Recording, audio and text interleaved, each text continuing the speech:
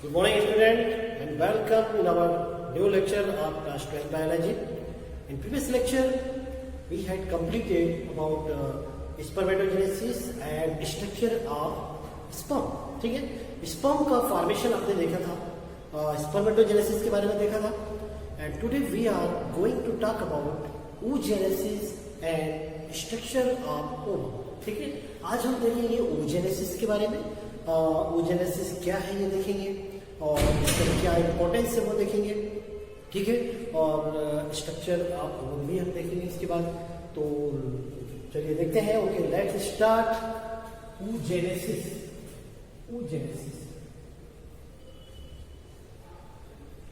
What is oogenesis? Okay. The process which involves formation of ovum is called oogenesis. The process which involves formation of female gamete ovum is called oogenesis. Is that clear? What is oogenesis? Oogenesis means formation of female gamete ovum. Ovum के formation को क्या कहेंगे हम? oogenesis कहते हैं. ठीक है, जैसे आपने देखा था मेल में स्पर्मेटोजेनेसिस प्रोसेस हुई थी. स्पर्मेटोजेनेसिस प्रोसेस जो थी वो कहाँ होती है, कहाँ कंप्लीट होती है? Spermatogenesis process takes place in seminiferous tubules of testis. ठीक है, उनकी जो जर्मिनल सेल्स होती है सेमिनिफेरस ट्यूब्यूल्स की, टेस्टिस की, वहाँ पे ये प्रोसेस होती है. तो वैसे ये ओवरी की जो जर्मिनल एपिथेलियल सेल रहती है वहाँ पर ये प्रोसेस होती है. ठीक है, कहाँ पर होती है? Germinal epithelial cell of ovary. It takes place in germinal epithelial cells of ovary. ठीक है, तो पूरी प्रोसेस कितने स्टेप में होती है, कैसे होती है, वो हम देखते हैं. ये तो आपको क्लियर हो गया, आपने डिफाइन कर लिया. Formation of female gamete ovum is called oogenesis. तो चलिए देखते हैं आगे इसकी steps. oogenesis involve following two phases. पहले दो स्टेप देखेंगे, टू स्टेप. फर्स्ट है formation of oocyte.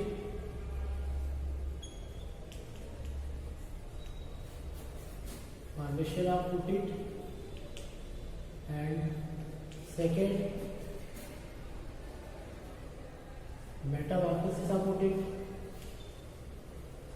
Metamorphosis of oocyte.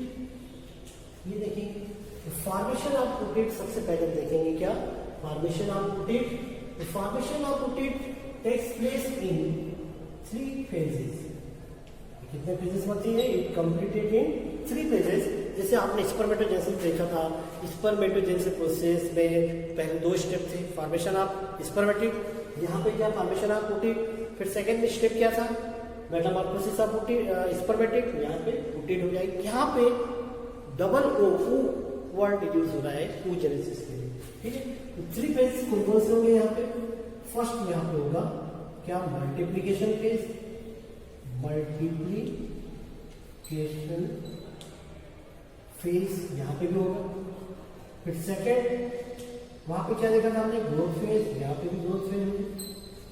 ठीक है, फिर थर्ड आपने देखा था मैच्योरेशन फेज. यहाँ पर भी आप ये तीनों फेज देखेंगे. Maturation phase. इस तरह से तीनों फेज यहाँ पे है. oogenesis के पहले स्टेज में फॉर्मेशन ऑफ oocyte में. अब इनको हम डिटेल में देखेंगे पूरी प्रोसेस को. ठीक है, तो oogenesis पहले बताइए कहाँ पे ओवम का फॉर्मेशन होता है? ओवरी. ओवरी की किसमें? जर्मिनल सेल में. जर्मिनल एपिथेलियल सेल्स में पूरी प्रोसेस होगी. तो यहाँ पे जो सेल्स होती है वो डिप्लॉइड नंबर में होंगी. कैसे होंगी ये? डिप्लॉइड नंबर में होंगी. और ये डिप्लॉइड नंबर में जो सेल्स रहती है जर्मिनल एपिथेलियल सेल में, it undergoes in mitosis division and form 2 cell. Then again it divide to form 2 cell. ठीक है, ये मल्टीपल डिवीजन होता है और एवरी डिवीजन में ये डिप्लॉइड सेट ऑफ क्रोमोसोम वाली सेल्स को क्या करेंगी? प्रोड्यूस करेंगे. आप ये देख रहे हैं डिप्लॉइड नंबर ऑफ क्रोमोसोम यहाँ पे प्रोड्यूस हो रहे हैं. ठीक है, इसके बाद फिर ये डिवाइड होंगे. फिर ये डिप्लॉइड सेल बन जाएगी 2n. ठीक है, यहाँ पे भी 2n वाली सेल बन जाएगी.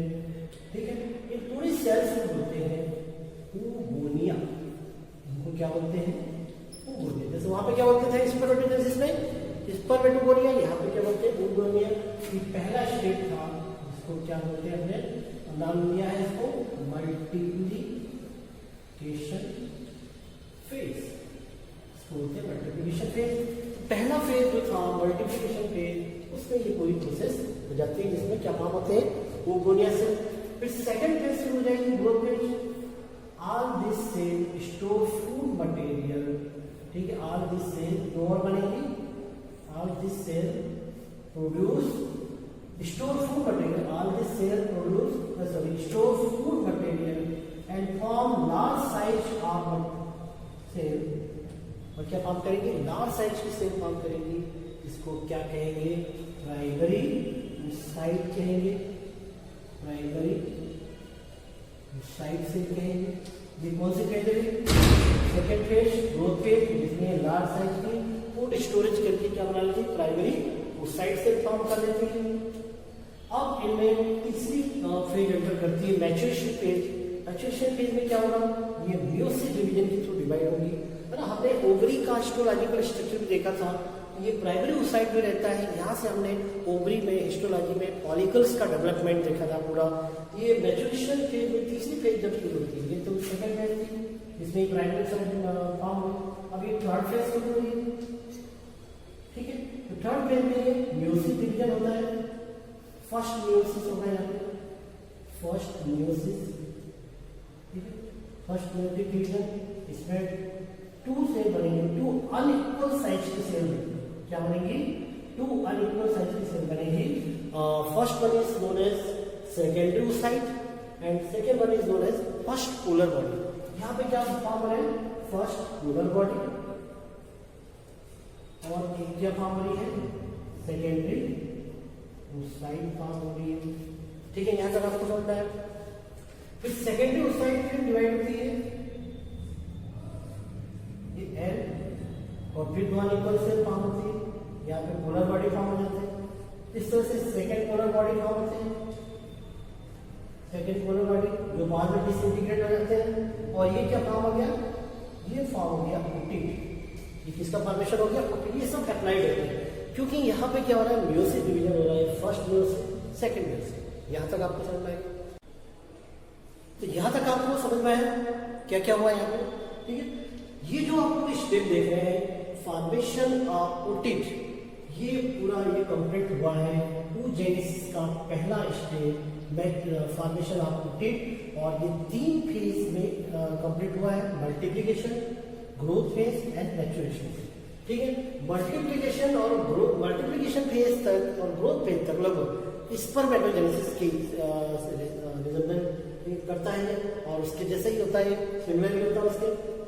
आप देख रहे हैं बिल्कुल पूरा डिवीजन वैसे ही, सिर्फ नाम यहाँ पे अलग अलग है, ठीक है। अब ये जो सेकेंड फेज ग्रोथ फेज है, यहाँ पे थोड़ी सी इसमें काफी टाइम लगता है क्योंकि योग प्रोटीन ये सब रिजर्व फूड जो यहाँ पे जो कलेक्ट कर रहा है प्राइमरी साइट, ठीक है। प्राइमरी साइट में ये फूड मटेरियल जैसे प्रोटीन है, फैट्स हैं, और फैट जो रहते हैं कॉन्सेंट्रेट होकर योग के फॉर्म में पूरा जो एक प्राइमरी साइट है उसमें ये पोजीशन ले लेते हैं। और एक वेजिटेटिव पोल और एक एनिमल पोल, ये दो का फॉर्मेशन होता है, ठीक है। तो ये जो इस तरह का जो स्ट्रक्चर फॉर्म होता है, ठीक है, वेजिटेटिव पोल और एनिमल पोल। जैसे ये सेल है सपोज प्राइमरी साइट में, वेजिटेटिव पोल और ये पूरा इस तरह से योग एक तैयार हो जाता है, योग और प्रोटीन को लिया हुआ एक वेजिटेटिव पोल, ठीक है। और अपर पोर्शन पे एनिमल पोल फॉर्म हो जाता है, ये एनिमल पोल, और लोअर पोर्शन में वेजिटेटिव पोल, ये योग जो रहता है इस तरह से कलेक्ट करके ये अरेंज हो जाते हैं। तो एनिमल पोल और वेजिटेटिव पोल लोअर सरफेस पे और अपर सरफेस पे एनिमल पोल ये अरेंज हो जाते हैं। यहां तक आपको समझ आ गया, ठीक है। अब इसके बाद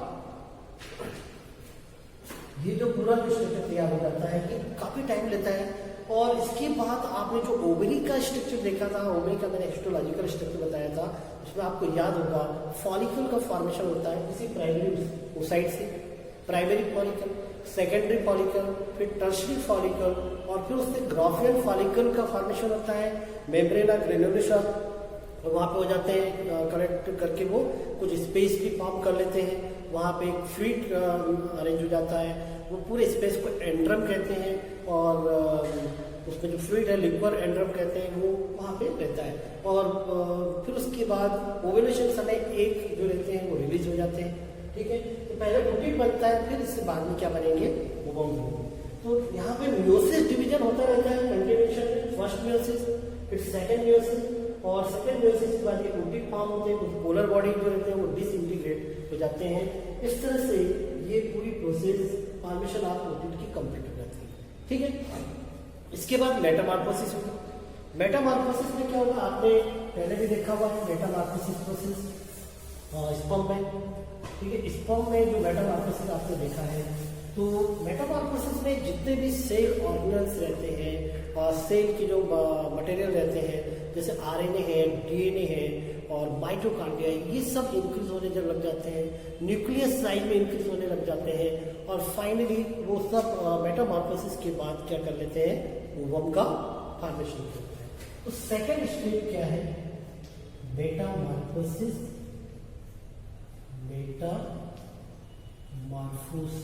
ऑफ ओटिट। ओटिट का फॉर्मेशन हो गया यहाँ तक, ठीक है। और इसके बाद मेटामॉर्फोसिस में क्या होता है, मेरे न्यूक्लियस जो रहता है इस साइड में इंक्रीज हो जाता है, ठीक है। माइटोकॉन्ड्रिया डेवलप हो जाते हैं, माइटोकॉन्ड्रिया डेवलप हो जाते हैं, ठीक है। आरएनए और डीएनए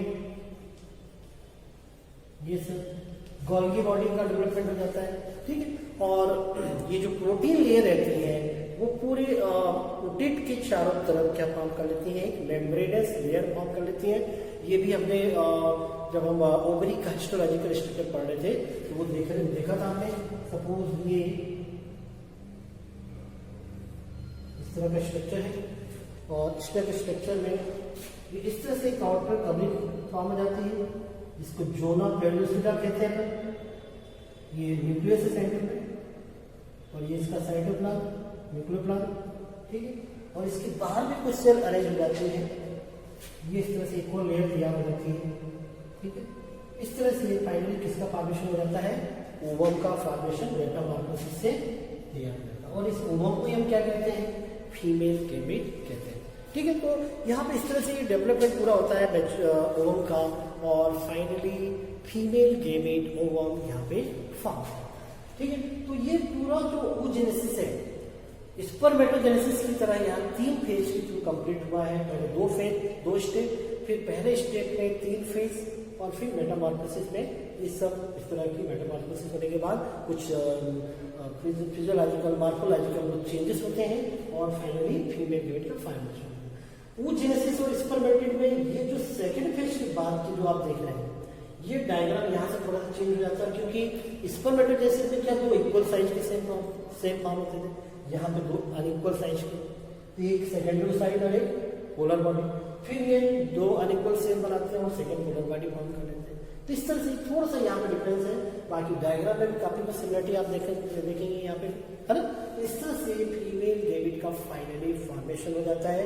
अब इसका हम देखते हैं स्ट्रक्चर, किसका, ovum, structure of ovum. Okay students, let's start structure of ovum. अब हम क्या देखने वाले हैं, स्ट्रक्चर ऑफ ओवम। अब हम क्या देखने वाले हैं, structure of female gamete ovum. जैसे हमने इसके पहले स्पून का स्ट्रक्चर देखा था, ठीक इसी तरह ये तो मेल गैमेट था, ये फीमेल गैमेट ओवम, जो हमने oogenesis प्रोसेस के थ्रू इसको फॉर्म किया है। चलिए देखते हैं स्ट्रक्चर ऑफ ओवम। तो ये आप जो देख रहे हैं आपके सामने जो स्ट्रक्चर है, ये किसका स्ट्रक्चर है, ये है ओवम। ये किसका स्ट्रक्चर है, ओवम का स्ट्रक्चर है। और क्या क्या चीजें इसमें हम देखते हैं, तो सबसे पहले तो ये female gamete ovum is much larger then male gamete sperm, and it is non motile. ठीक है, ये कैसा होता है, लार्जर होता है, लेकिन कैसा होता है, नॉन मोटाइल होता है, जबकि स्पर्म क्या था, मोटाइल था। और इसकी जो लेंथ है 0.012 mm की है। साइटोप्लाज्म होता है, साइटोप्लाज्म कंटेनिंग योग। और क्या डिफरेंस होता है यहाँ पे, साइटोप्लाज्म कंटेनिंग योग। ये जो आप देख रहे हैं पोर्शन, ये पूरा साइटोप्लाज्म है इसका, ये क्या है, ये साइटोप्लाज्म है विच कंटेनिंग योग। ये साइटोप्लाज्म को बोलते हैं यहाँ पे ooplazm। Cytoplasm of ovum is called ooplazm। ये ooplazm हो गया साइटोप्लाज्म इसका। और साइटोप्लाज्म को जिस तरह से यहाँ पे हमने क्या नाम दिया है, प्लाज्मा या ooplazm, ठीक है, ये हो गया। इसके बाद आप क्या देख रहे हैं, साइटोप्लाज्म में जो पूरा योग कंटेनिंग साइटोप्लाज्म रहता है ना, मैंने आपको बताया था एनिमल पोल अपर पोर्शन में, लोअर पोर्शन में क्या होता है, वेजिटेटिव पोल कहलाता है। और इसमें और क्या क्या चीजें हैं, ये आप देख रहे हैं न्यूक्लियस, अंदर और क्या है, न्यूक्लियस है।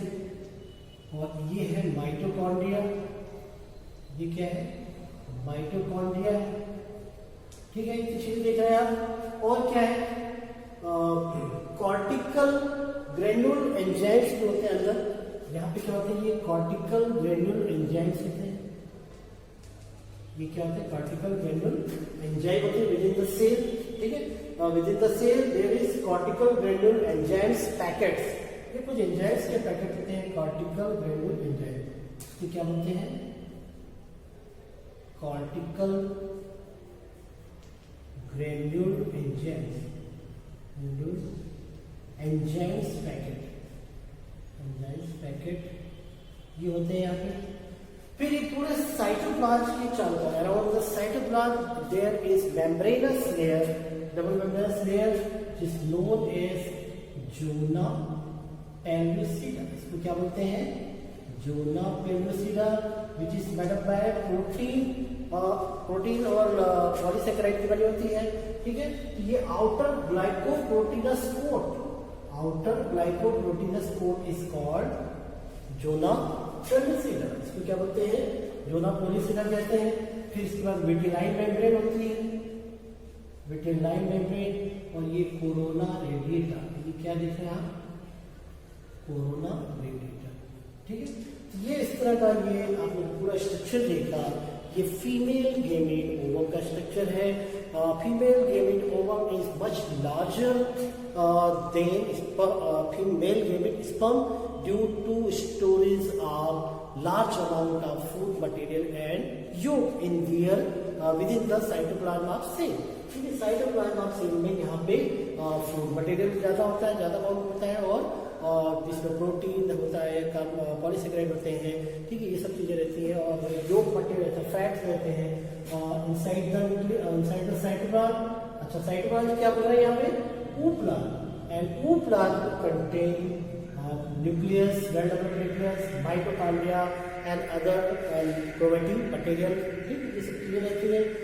It is bonded by proteinous layer, ठीक है, proteinous coat, glycoproteinous coat which is known as zona pellucida. Zona pellucida is a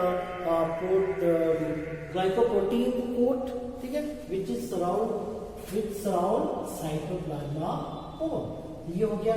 इसके बाद ये बाहर और एक लेयर होती है, विटिलाइन मेम्ब्रेन, फिर कोरोना रेडिएटा, ये सब यहाँ पे देखने को मिलता है कहाँ पे, ओवम के स्ट्रक्चर में, फीमेल गेमेट ओवम। यहाँ तक आपको क्लियर हो गया।